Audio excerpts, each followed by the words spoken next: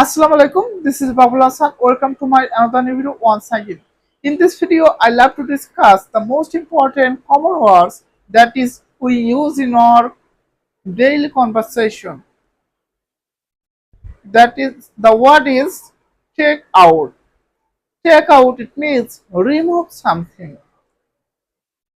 Example number one: I take out the trash before leaving my house.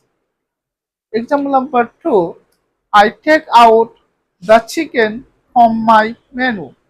Example number three: I take out my phone during the class. Example number four: I take out the chair from my house. Right? So, in this way, you can use this take out common word, most important common word, and make your daily conversation in best way. Thank you so much. Assalamu alaikum.